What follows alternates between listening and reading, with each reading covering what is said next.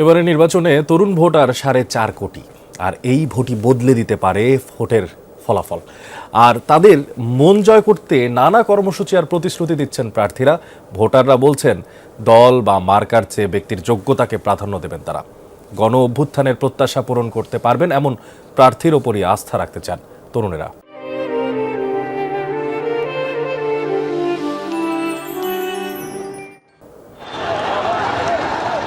2024 সালের 5 আগস্ট সরকার পতনের আন্দোলনে রাজপথে নামে লাখো জনতা। অবসান হয় 15 বছরের আওয়ামী লীগ শাসনের, আর সেই আন্দোলনের নেতৃত্ব দেয় একদল তরুণ।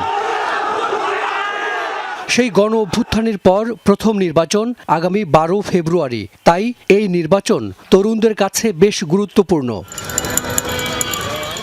ঢাকা বিশ্ববিদ্যালয়ের টিএসসি পড়ন্ত বিকেলে চায়ের আড্ডায় 5 শিক্ষার্থী। সবাই এবার নতুন ভোটার। চায়ের চুমুকে চলছে ভোটের ভালো মন্দ আলাপ। আমাদেরও কিছু বিচার বিবেচনা আছে, আমাদেরও কিছু বিশ্লেষণ আছে। সবার মত তো আর এক হয় না, বাট আমরা চাই যে নতুন যারা আসবে তারা যাতে আমাদের ভাষাটা বুঝে। আমাদের প্রতিনিধি যারা আসবে তারা হবে আমাদের ভাষা বলার মাধ্যম।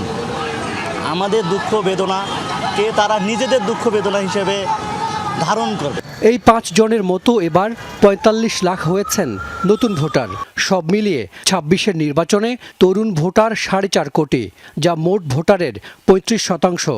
তাদের বয়স 18 থেকে 33 বছরের মধ্যে। তরুণদের একটা বড় অংশ এর আগের নির্বাচনে ভোট দেননি বা দেওয়ার সুযোগও পাননি। তাই এবার তাদের ভোটের আগ্রহ বেশি। তারা বলছেন ভোট দিবেন প্রার্থী দেখে। জুলাই চেতনা, প্রার্থীর দুর্নীতি বিরোধী অবস্থান এবং কর্মসংস্থানের বিষয়গুলো বিবেচনায় নেবেন তারা। তাদের ভোট পেতে রাজনৈতিক দলগুলোর দৌড়ঝাঁপ চোখে পড়ার মতো। নানা আশ্বাস অঙ্গীকারে চলছে কাছে টানার চেষ্টা। এখন তরুণদের আপনি বোকা বানিয়ে একটা ভোট কন্টিনিউ করতে পারবেন, এটা যে করা যাবে না সেটা জুলাই প্রমাণ করে দিয়েছে।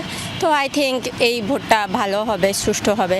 দল মত নির্বিশেষে সবাই হচ্ছে যে ধরেন সিল বা প্রতীকের ঊর্ধ্বে গিয়ে প্রার্থীকে তার যোগ্যতা কি সেটা বিবেচনা করে হচ্ছে যে প্রার্থীকে ভোট দেওয়া হবে। আমাদের যে চাওয়া তরুণ হিসেবে, সেই চাওয়াগুলো যে প্রার্থী পূরণ করবে অবশ্যই সেই প্রার্থীকেই ভোট দিতে চাচ্ছি।